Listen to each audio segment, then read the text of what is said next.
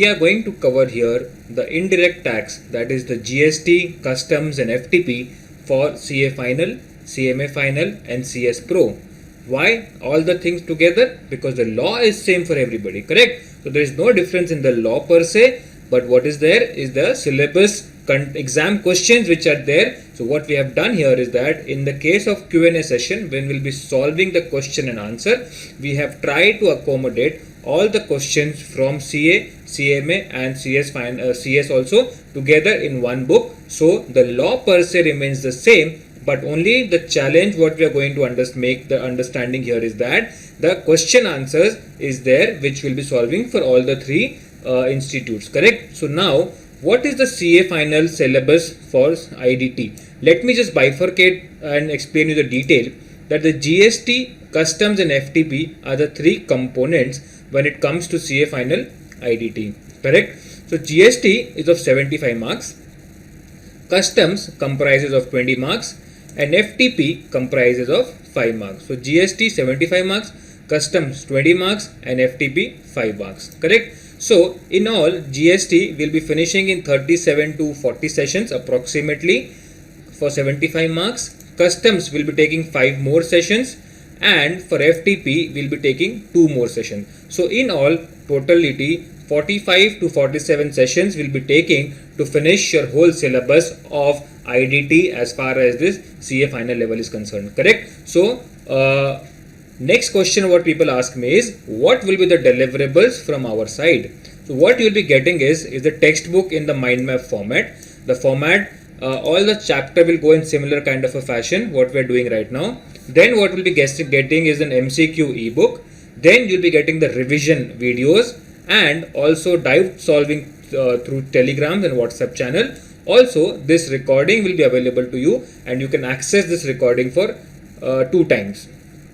Correct. Now, before moving into the chapter per se, let us understand this recording is for which examination so that you need not go for any other kind of an amendment series or any other kind of a lecture. So people who are having the exams in November and December, for them this video recording is going to be completely complete and there is no other material which you need to refer besides our recording and our book. Correct guys? So what we are going to cover here in this course is amended till all the amendments which have been made till 30th of April 2020, and for May and June examination we will be having some amendment lectures and amendment videos that will be shared with you guys and you can update yourself, correct?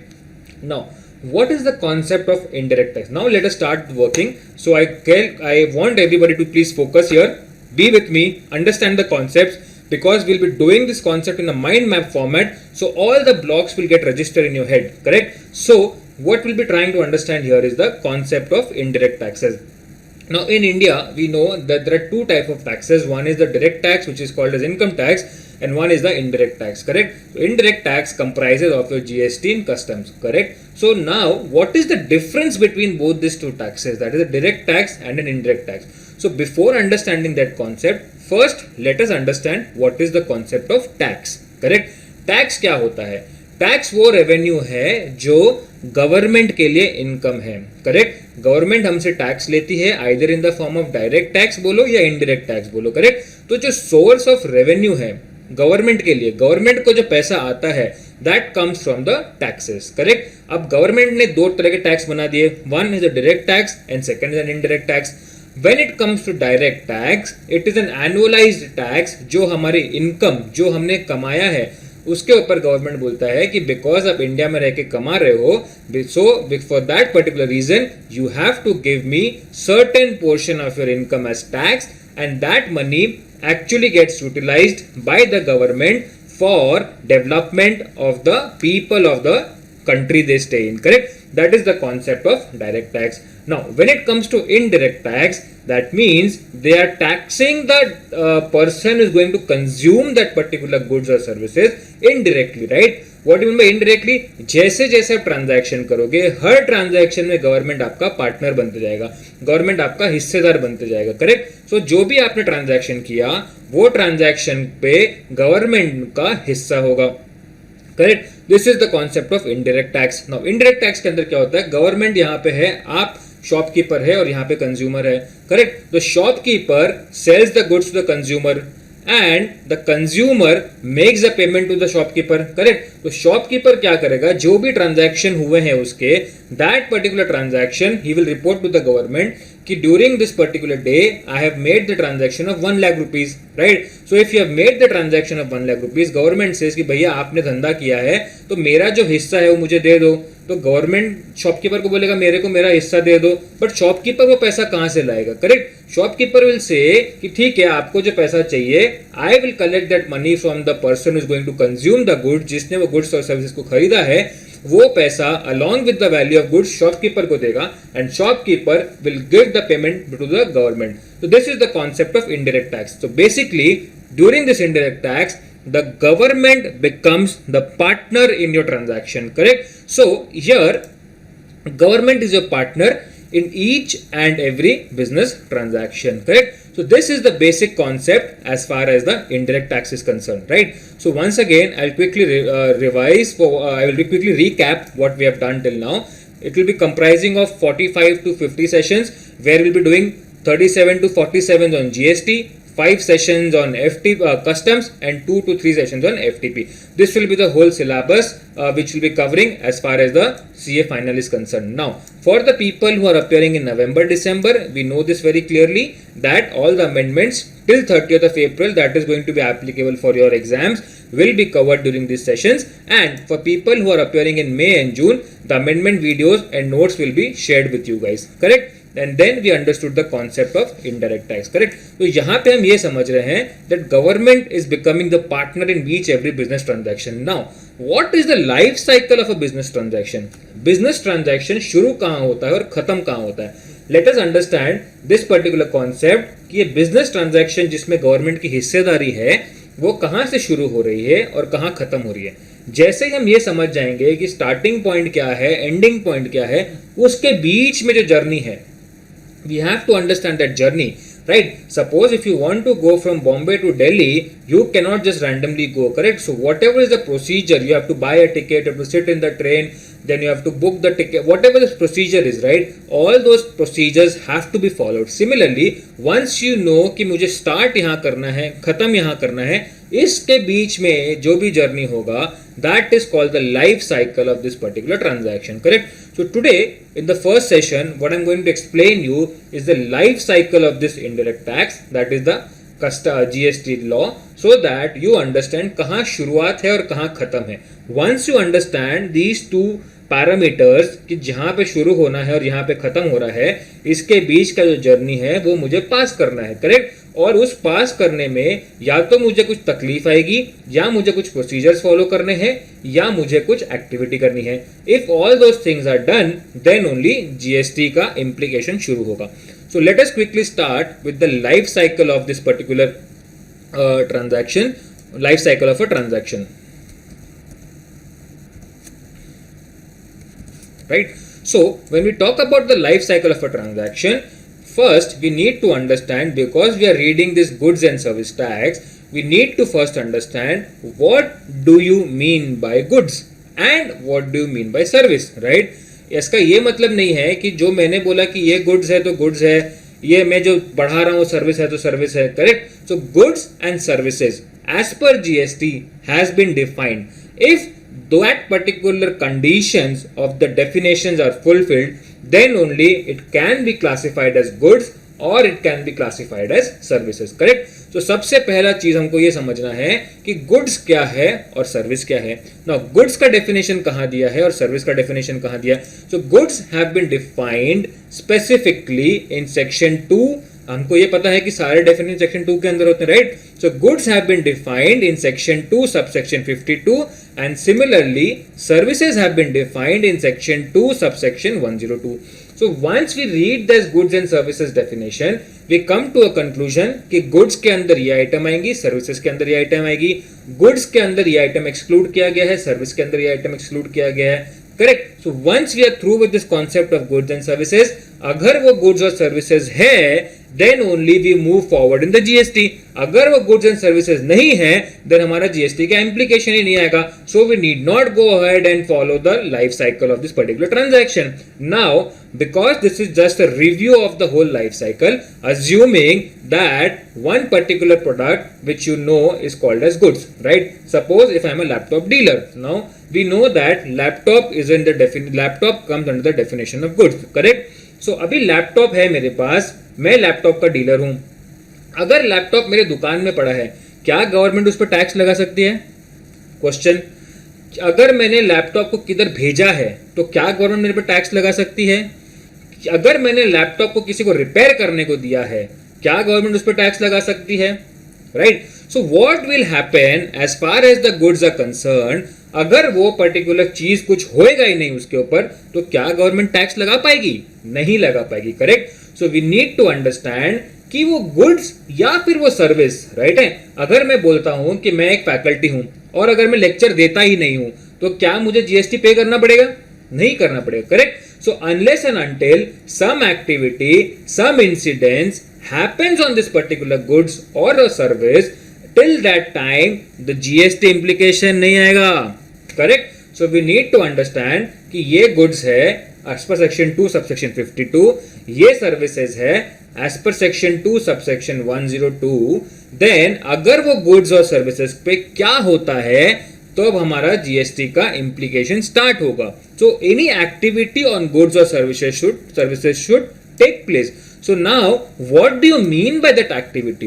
So for understanding this concept of what is that activity, we need to understand the concept of supply, correct? तो हम क्या बोलेंगे, goods के अंदर supply हुआ कि नहीं, services के अंदर supply हुआ कि नहीं. अगर सप्लाई हुआ है एज पर द डेफिनेशन जो हम पढ़ने वाले हैं इन डिटेल, अगर गुड्स का सप्लाई हुआ है, अगर सर्विसेज का सप्लाई हुआ है, दैट मींस कुछ ना कुछ उसमें हलचल हुई है. और अगर ये हलचल हुई है तो जीएसटी के बारे में हमको फर्दर समझना है, करेक्ट है. So we need to understand what is the concept of supply. So this is one particular chapter. Once you will be reading this particular chapter, you will understand कि goods और services पे क्या हुआ होगा, तब जाके GST start हुआ है, correct. So when you read the concept of supply, you will understand that these supply can take within the interstate or within intrastate. Now what do you mean by interstate and intrastate? Suppose if I am a laptop dealer, मेरे पास ये laptop पड़ा है, कोई बंदा, मैं बॉम्बे में registered हूँ, कोई बंदा मुझे आके, दिल्ली वाला बंदा आके बोलता है कि भैया अंकित जी मुझे लैपटॉप चाहिए. Then what will happen? I will sell this laptop to a person in Delhi. That means this state from Maharashtra, the goods are moving from Maharashtra to Delhi, correct. So this particular transaction is called as intrastate transaction, correct. Interstate transaction. So this particular transaction is called as interstate transaction, where goods are moving from one state to another, and once the goods are moving within the state, that means if I have my goods in Bombay and some party in Pune wants the laptop, and if I sell the laptop or supply this laptop to a Pune person, then that particular transaction is called as intrastate transaction. So whatever is happening within the same state, that is called as intrastate. Whatever is happening from one state to another, that means what the supply, if it is happening either of goods or services from one state to another, it is called as interstate transaction. And if the supply is happening within the particular state, then it is called as intrastate transaction. Now हमको ये समझ में आ गया कि ये goods के अंदर fall करता है लैपटॉप, उस पे सप्लाई हुआ है, either it can be interstate or intrastate. Now जैसे ये ट्रांजैक्शन हो गया, जैसे ये सप्लाई हो गया, then comes the levy, ठक ठक ठक ठक ठक, आप पे जीएसटी इम्प्लीकेशन हो गया है, करेक्ट. जीएसटी इम्पोज हो गया है. Now the person who is selling that good, उसके ऊपर जीएसटी का इम्प्लीकेशन आ गया है. The GST has been imposed on him, उसके ऊपर वो भार डाल दिया गया है कि आप भैया जीएसटी आपके ऊपर लागू हो गया है, राइट. किस पे लागू हो गया है? On that particular goods and services जिसका सप्लाई हो गया है. So levy of GST is basically a concept related to goods and services, correct. तो ये गुड्स पे लेवी हो, ये पर्टिकुलर आइटम पे जीएसटी लगेगा या नहीं लगेगा, ये पर्टिकुलर सर्विसेज पे जीएसटी लगेगा या नहीं लगेगा, that is what we understand when we understand the term levy of this particular GST. So हमको जब भी देखना है कि ये पर्टिकुलर ट्रांजैक्शन में जीएसटी लगेगा या नहीं लगेगा, that means we have to check whether this transaction involves goods and services का supply or not. If it fulfills the conditions of goods or services और supply का concept जो है वो imply हो गया है, that means GST का implication आ गया है. In case if it does not fall in the definition of goods, then that means वो जब goods ही नहीं है तो GST कहाँ से लगेगा भैया? करेक्ट है? That means ये जो लेवी वाला जो फंडा है, that फंडा you have to check on the concept of goods and services and not on the person who is selling these goods and services. Very important to understand. ये जो levy है, levy of GST is on goods and services and not on the person selling these goods and services. Correct? So once again I repeat, first concept is supply. Second concept is levy of GST. What is the levy of GST? It is particularly on that particular goods or services जिसका supply हुआ है. Correct है? In case ये goods और services का supply नहीं हुआ है तो फिर जीएसटी का कोई बात ही नहीं आता है. इन केस अगर वो गुड्स ही नहीं है तो भी जीएसटी का कोई बात नहीं आता है. इन केस अगर वो सर्विस ही नहीं है तो भी जीएसटी का बात नहीं आता है. करेक्ट है? That means the levy, that means जो उस पर लगाया गया है, जो उस पर इम्पोज किया गया है, that is relevant as far as the goods and services are concerned and not on the person who is supplying those goods and services. Clear everybody? Very important because people have this misconception कि levy किस पे लगा है, levy जो बंदा है जो taxable person है उस पे लग रहा है. नहीं, लेवी हो रहा है गुड्स और सर्विसेज के ऊपर. So if it the definition of goods and services are proper तो ही लेवी होगा, अदरवाइज वो लेवी होगा ही नहीं. दैट मीन्स जब तक वो गुड्स और सर्विसेज क्लासिफाइड नहीं होगा, कौन बेच रहा है वो तो कॉन्सेप्ट ही नहीं आने वाला. करेक्ट है? So the levy of GST is basically the concept on goods and services and not on the person who is supplying those goods and services. Clear to everybody? So now we have seen in the above explanation when we are understanding the concept of supply कि interstate जब होगा supply, then because it is going from one state to another, what will be levied is the IGST. और जब intrastate होगा we will apply CGST and SGST. Now we will not go in detail about understanding क्यों IGST, क्यों CGST, क्यों SGST. We are just understanding the framework of GST, and once we go in this chapter wise understanding of each chapter, तब हमको समझ में आ जाएगा कि ये IGST क्यों लग रहा है, ये CGST, SGST क्यों लग रहा है. Correct everybody?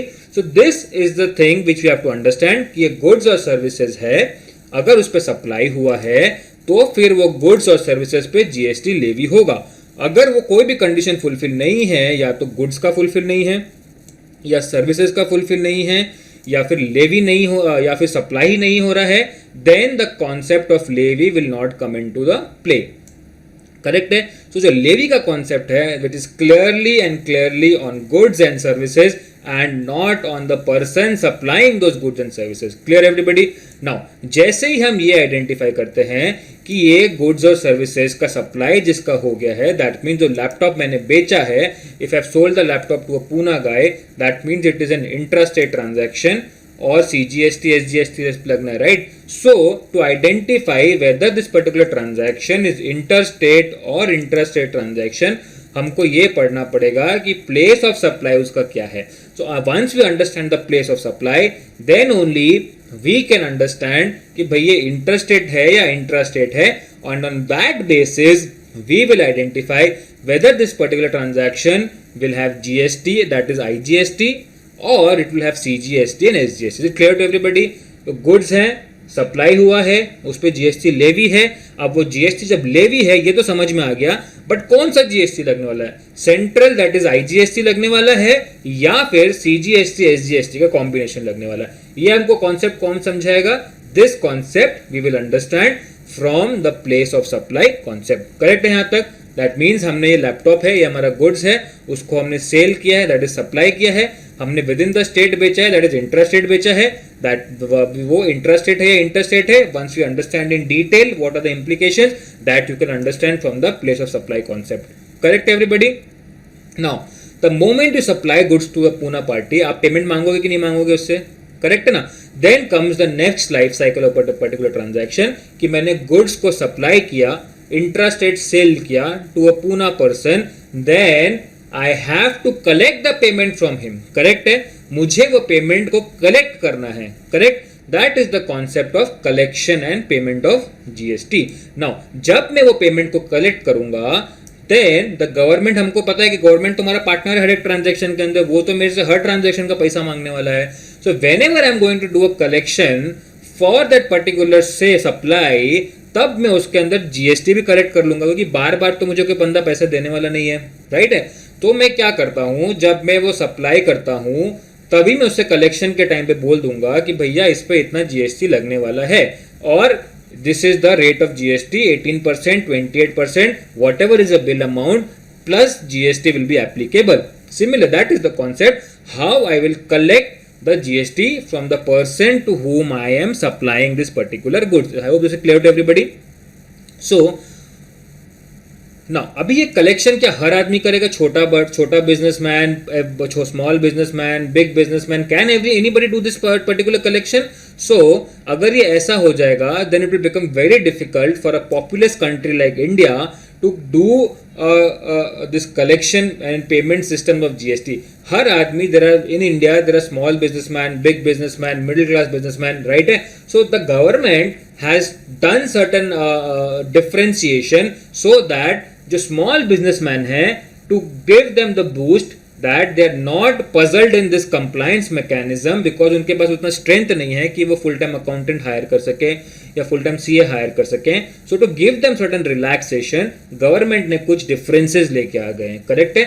So collection and payment can be done only and only by a taxable person, correct है. अब ये taxable person कौन है, ये समझने के लिए गवर्नमेंट ने एक थ्रेशोल्ड लिमिट डाल दिया है, which will be seeing once we will be covering a registration aspect. तो जो बड़े बिजनेसमैन हैं वो तो टैक्सेबल पर्सन हो ही गए. So there is certain specific limit of turnover. अगर वो लिमिट ऑफ टर्नओवर क्रॉस होता है then they are classified as big businessman, और अगर वो लिमिट कवर नहीं होता है then they are called as small businessman. For the purpose of small businessman, they are not a taxable person and hence GST will not be collected and paid by the small businessman. Correct है. तो जो collection and payment mechanism है GST का, अगर मैं taxable person छोटा businessman हूँ, then I do not fall under the definition of taxable person, and because I do not fall under the definition of taxable person, I am not supposed to collect and make the payment of GST. Suppose मैंने laptop का business आज ही start किया है, correct. I am selling the laptop to Poona guy, correct. अब मेरे पास इतना turnover ही नहीं है कि मैं बड़ा बिजनेसमैन हूं, आई एम स्मॉल बिजनेसमैन. अगर मुझे वो बोले कि एक पर्टिकुलर ट्रांजैक्शन के लिए आप उसका जीएसटी कलेक्ट करो, फिर आप मुझे पे करो, फिर उसका सारा हिसाब किताब रखो, then it's a very difficult task for me. मैं मेरा बिजनेस सेटअप करूं कि यहाँ मैं कंप्लायंस में उलझ जाऊं, करेक्ट है. For that kind of people, for small businessman, the government have made this kind of arrangement, जहाँ पे वो बोलता है कि अगर आपका limit particular turnover 20 lakh, 40 lakh, whatever is the turnover, which will be seeing whilst will be understanding the registration concept. तो government ये बोलता है कि अगर आप टैक्सेबल पर्सन हो, अगर आप बिजनेसमैन हो, तो पहले आपको ये चेक करना है कि आप स्मॉल बिजनेसमैन हो या बिग बिजनेसमैन हो. अगर आप स्मॉल बिजनेसमैन हो, that means you are not a taxable person, और जहां पे आप टैक्सेबल पर्सन ही नहीं हो तो आपके पास, आपके ऊपर ये collection and payment of GST का कोई फंडा एप्लीकेबल ही नहीं होने वाला है. तो it is very important to understand whether you are classified as a taxable person और नॉट, बिकॉज यहाँ पे बहुत सारा लिटिगेशन हो सकता है, राइट. मेरा अजम्पशन ये था कि मैं टैक्सेबल नहीं हूँ, गवर्नमेंट बोलता है कि नहीं, आपने वो जो एक्ट है उसको गलत पढ़ा है या इंटरप्रिटेशन रॉन्ग है आपका, आप तो बड़े बिजनेसमैन हो तो आपको जीएसटी नंबर लेना चाहिए था. So there can be certain dispute areas where you will understand कि बॉस ये टैक्सेबल पर्सन का जो डेफिनेशन है वो मैंने गलत इंटरप्रेट कर लिया, and have not taken the registration, and hence I am going to be liable for all the provisions of GST, right? So this is one of the area which we need to understand in detail कि मैं tax सब, क्योंकि अगर taxable का definition ही हमको नहीं समझ में आएगा टैक्सेबल पर्सन का, तो आगे की पूरी राम कहानी ही फेल हो जाएगी, करेक्ट है. Now this collection and payment of taxes जब हमको पढ़ना है, this is only on goods and services which are not exempt concept of taxable person. Now अगर मैं बिग बिजनेसमैन हूँ, राइट है, अगर मैं बड़ा बिजनेसमैन हूँ, उसके अंदर भी गवर्नमेंट ने क्या बोला है कि अगर आप जो गुड्स सप्लाई करते हो, अगर आप जो सर्विसेज सप्लाई करते हो, if those are of basic necessity of the आम जनता के लिए बेसिक चीजें, राइट. मिल्क सप्लाई हो गया या कोई भी बेसिक चीज़ें हैं जो मैं सब बुक सप्लाई हो गया, अगर मैं ऐसी कोई सप्लाई कर रहा हूँ, then the government has made certain list of transaction which are exempt transaction. अगर मैं वो एग्जेम्प्ट गुड्स और सर्विसेज सप्लाई करता हूँ, then also there are certain conditions जहाँ पे मैं रजिस्ट्रेशन नहीं लूंगा. And if I am doing the supply of both exempted goods and non-exempted goods, then I have to take the registration and there's a different procedure कि आपको exempted पे कैसे tax collect करना है, non-exempted पे कैसे टैक्स कलेक्ट करना है, then there's a whole mechanism. Correct है? So once again collection and payment depend करता है कि आप टैक्सेबल पर्सन हो या नहीं हो. अभी टैक्सेबल पर्सन हो या नहीं हो वो कैसे आइडेंटिफाई होगा? That is based upon your turnover. आपका जो टर्नओवर है उसके हिसाब से आप आइडेंटिफाई होगे कि आप छोटे बिजनेसमैन हो या बड़े बिजनेसमैन हो. अगर आप छोटे बिजनेसमैन हो तो आप टैक्सेबल पर्सन हो ही नहीं, और अगर टैक्सेबल पर्सन नहीं हो तो आप कलेक्शन एंड पेमेंट नहीं करने वाले हो. अगर आप बड़े बिजनेसमैन हो then there is a question to identify जो आप गुड्स और सर्विसेज आप सप्लाई कर रहे हो, क्या वो बेसिक नेसेसिटी वाली गुड्स हैं? क्या गवर्नमेंट ने उसे एग्जेम्प्ट कर रखा है? अगर गवर्नमेंट ने उसने एग्जेम्प्ट कर रखा है then you have to understand कि अगर आप पूरा का पूरा एग्जेम्प्ट बिजनेस का सप्लाई करते हो then you will not be classified as a taxable person and you need not collect and make the payment of GST. But अगर आप जो बिजनेस करते हो and it is not that आप एक ही बिजनेस करने वाले हो, अगर आप जो बिजनेस कर रहे हो which is covering both the things, that is taxable as well as an exempt supply, then there are certain conditions which we need to understand और उसके हिसाब से हम टैक्सेबल रजिस्ट्रेशन लेंगे और टैक्स को कलेक्ट करेंगे और पेमेंट करेंगे. करेक्ट है? तो this is the concept of collection and payment of GST. Now once we know that I am a taxable big person and I have to collect the payment of GST, then what will happen? तब मैं बोलूंगा अच्छा मुझे collect तो करना है, लेकिन कौन से अमाउंट पे कलेक्ट करना है मुझे? जो इस अमाउंट मैंने माल बेचा है, या जो प्रोडक्ट का वैल्यू है, या फिर मैं जो एडिशनल सर्विस दे रहा हूँ उसका भी देना है. Suppose if I am selling this particular laptop, right है, तो मैं लैपटॉप के साथ क्या कर सकता हूँ? Due to COVID I might charge delivery charges of 1000 rupees, I might charge installation charges of 1000 rupees. Correct है? तो मैं कौन से वैल्यू पे ये जीएसटी लगाऊंगा? That is what is given under the concept of value of supply. That means कौन सा एडिशनल एक्सपेंसेस है जिसको मुझे ऐड करना है और कौन सा एक्सपेंसेस है जिसको मुझे लेस करना है to come to a conclusion of the value of supply. किस पे जीएसटी लगने वाला है? That means this particular concept ये जीएसटी कौन से अमाउंट पे लगने वाला है, कौन से ट्रांजैक्शन अमाउंट पे लगने वाला है, ये हमको बताएगा वैल्यू ऑफ सप्लाई का चैप्टर. एंड जब हमने ये आइडेंटिफाई कर लिया कि ये लैपटॉप जो मैंने 25,000 का बेचा उस पर मैंने 2,000 रुपये डिलीवरी चार्जेस किए, 3,000 रुपये इंस्टॉलेशन चार्जेस किए, my value of supply will become 30,000. Then the question comes, अच्छा चलो वैल्यू तो मुझे मिल गया, अब मुझे जीएसटी कौन से रेट में लगाना है? क्या 5% लगाना है, 12% लगाना है, 18% लगाना है, 28% लगाना है?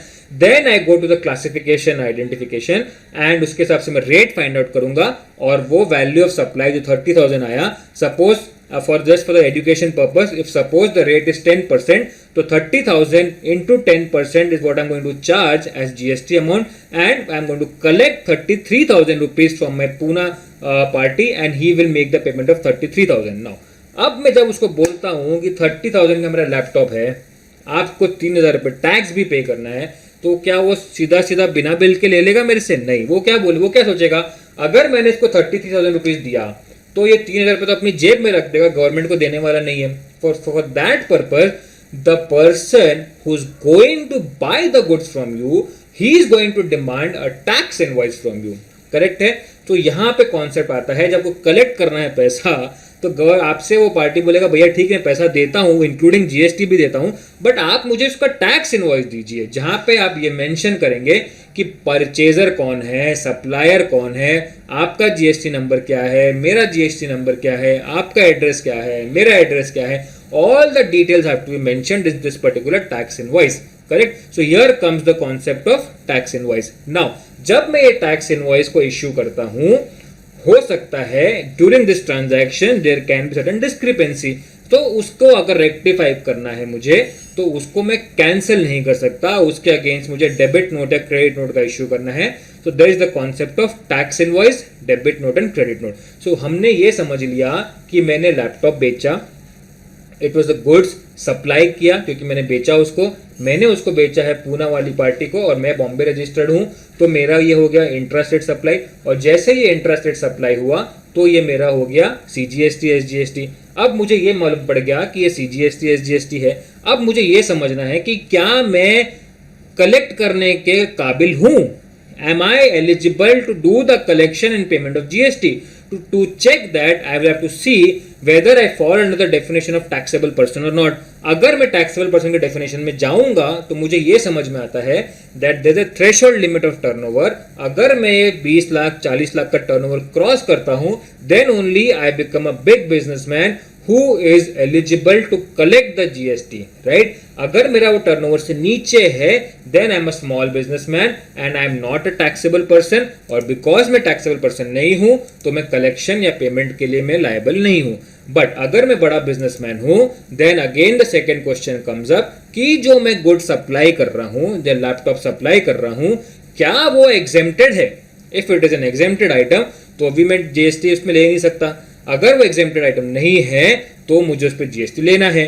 अगर मैं दोनों आइटम सप्लाई करता हूं in my whole business that is exempted as well as non-exempted, then I will have to take the registration, and whether to collect the tax on exempted goods or not is the question that will be understanding while we will be dealing with the registration procedures. Now अभी assume करते हैं कि मैं बड़ा businessman हूं और laptop जो है एग्जेम्प्टेड आइटम नहीं है, करेक्ट है, तो मुझे उस पर GST कलेक्ट करना है। अब ये तो क्वेश्चन आ गया कि मैं GST कलेक्ट कौन से अमाउंट पे करूंगा, तो मुझे ये आइडेंटिफाई करना है कि what is the value of this particular supply. तो वैल्यू ऑफ सप्लाई कैसे आइडेंटिफाई होगा? जो मेरा लैपटॉप का वैल्यू है, suppose my laptop cost is 25,000 rupees, उसके ऊपर मैंने 2,000 रुपीज डिलीवरी चार्ज लगाया प्लस 3,000 रुपीज मैंने इंस्टॉलेशन चार्ज लगाया, सो टोटल जो मेरा इनवॉइस गया है 30,000 का गया है। अब जो GST लगाना है मुझे, क्या ये सिर्फ 25,000 के लैपटॉप पे लगेगा या फिर पूरे अमाउंट 30,000 पे लगेगा या फिर 27,000 पे लगेगा या फिर 28,000 पे लगेगा?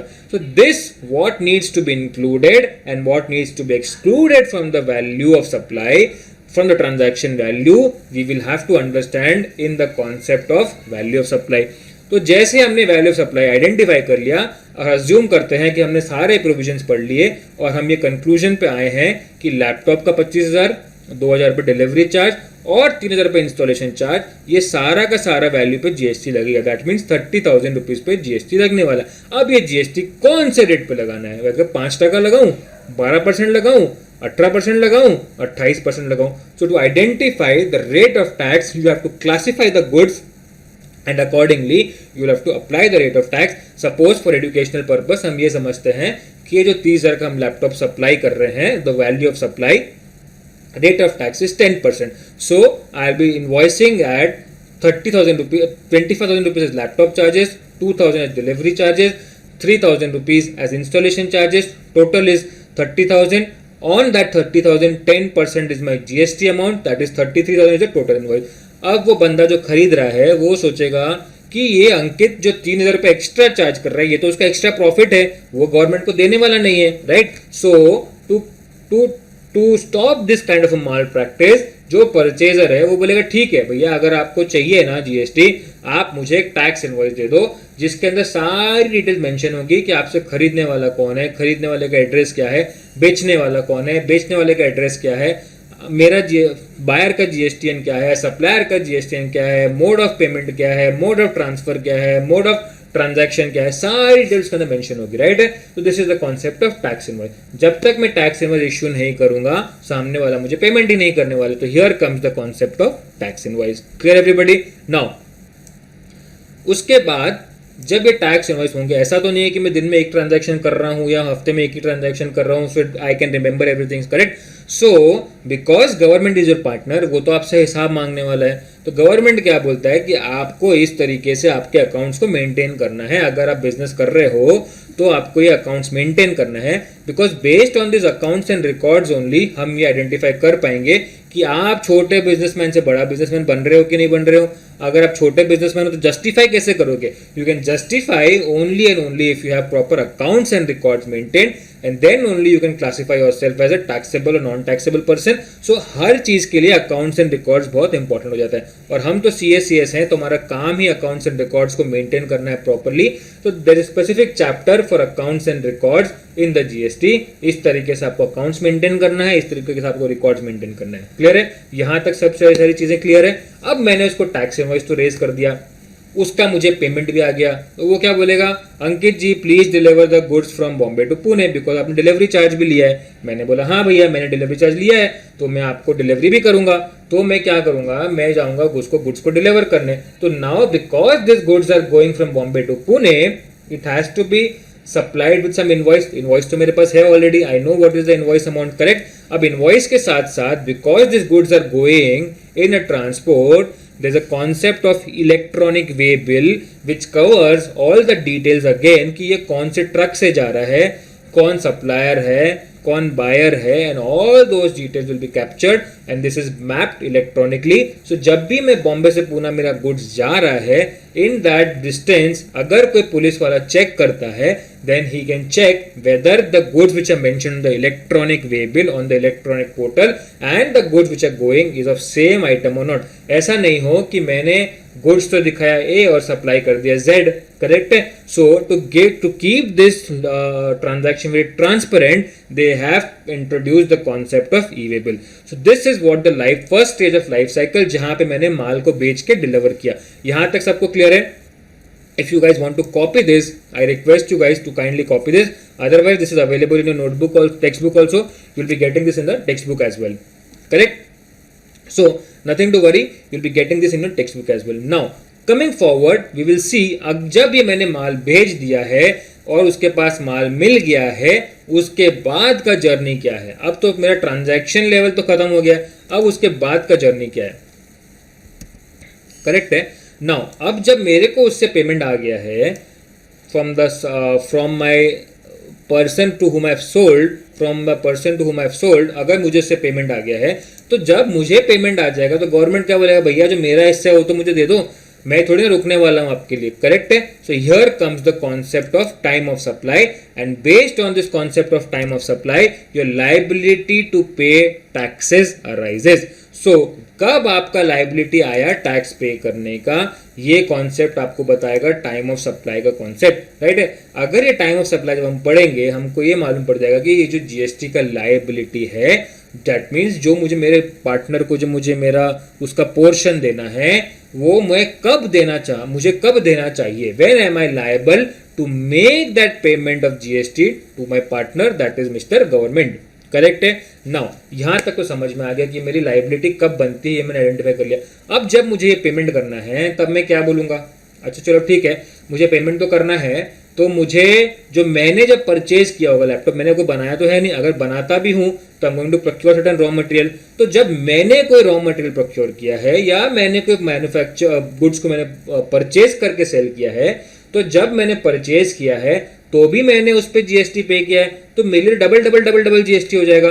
सो what should I do, should I bear this expenses? नहीं. तो we have to understand this कि अगर जब मैं ओला पे ट्रैवल करता हूं and I have got certain Ola credit because I have referred the Ola to no lot of people, तो जब मैं पेमेंट करूंगा ओला को, first what I do is I use my Ola money, जो मेरे क्रेडिट में पड़ा हुआ है उसको मैं यूज करूंगा. करेक्ट है. Same is the concept when it comes to GST, कि जब मैं कोई चीज को इनपुट लूंगा, परचेज करूंगा, घर के अंदर लूंगा, फैक्ट्री के अंदर लूंगा, उस पर जो टैक्स लगा है उसका भी मुझे क्रेडिट मिलना चाहिए.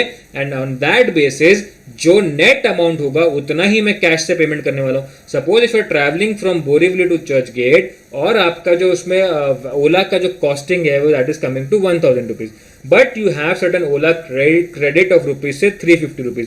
तो जब मैं ओला वाले को पेमेंट करूंगा, I will use that 350 first and then balance 650 is what I am going to pay it to him. Correct. Similar fashion में जब मैंने लैपटॉप परचेज किया था, suppose I have purchase the laptop and 20,000 rupees, and because the product is same, तो उसका rate तो 10% ही होगा. तो जब मैंने परचेज किया था, जो मैंने 20,000 पे लिया था, उस पर मैंने 2,000 रुपीज जीएसटी पे कर रखा है. करेक्ट है. Now when I have sold that supply, the value of my supply is 30,000 rupees, उस पर मैंने 10% जीएसटी कलेक्ट किया हुआ है, करेक्ट है। सो 3000 माइनस 2000 जो मैंने इनपुट के टाइम पे पेमेंट किया है टैक्स का, the net amount is what I am going to pay, that is 1000 rupees, correct है। So it is like an Ola and Uber credit which I am going to use first to make the payment, and balance payment if any I am going to make it using the cash amount, correct? That means the balance what I'm going to make is the payment of tax amount. Now because we have three kind of taxes, that is CGST, SGST and UGST, तो हमको ये समझना है, because हम ओला का उबर के सामने use नहीं कर सकते, उबर का ओला के सामने यूज नहीं कर सकते, राइट? सिमिलरली जब हम पेमेंट ऑफ टैक्सेस करेंगे, हमको ये समझना है कि CGST SGST के सामने यूज होगा क्या, SGST IGST के सामने यूज होगा क्या, IGST किसके सामने यूज होगा, तो that is going to come under the payment of taxes mechanism. क्या सेट ऑफ कर पाएंगे और उसके बाद क्या हमको उसका कैश पेमेंट करना है, this we will understand in the concept of payment of taxes. I hope this is clear to everybody, यहां तक क्लियर है? नाउ जैसे जैसे मैं पेमेंट करते जाऊंगा and on that basis I have to prepare my accounts, जो मैं रिकॉर्ड्स तो मेंटेन कर ही रहा हूँ। अब वो जो मैं रिकॉर्ड्स मेंटेन कर रहा हूँ वो मुझे गवर्नमेंट को सबमिट भी तो करना है। वो मैं सबमिट कैसे करूंगा? By a means of returns. मैं रिटर्न्स फाइल करूंगा कि ये इस महीने का मेरा सेल्स है, इस महीने का मेरा परचेजेस है, इस महीने के खर्चे हैं, इस महीने के मेरे अदर इनकम है। So I am going to submit my accounts in the form of returns to the government. अब मैं तो बिजनेसमैन हूँ, मुझे तो जीएसटी आता नहीं है, so to help me in filing the return, government has appointed certain GST practitioners who will help you in filing this particular returns, correct?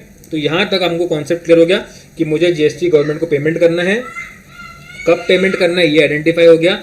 Input tax credit मुझे कौन सा यूज करना है वो क्लियर हो गया। कौन सा payment of taxes, that means कौन सा सेट ऑफ किसके सामने होगा वो क्लियर हो गया। उसके बाद जो बैलेंस बचा I will pay it in the form of cash. Cash मतलब क्या होगा? मैं नेट से पेमेंट करूंगा। कैश मतलब मैं जेब से कैश निकाल के नहीं भरने वाला हूं, but I am going to make the payment of cash, correct? Now ये सब जब कर रहा हूं मैं, तो मैं भी तो गवर्नमेंट को अकाउंट भेजूंगा ना कि भैया ये मेरा ट्रांजैक्शन था, इसके हिसाब से मैंने इतना टैक्स पे किया है, तो मैं अकाउंट किस तरीके से भेजूंगा।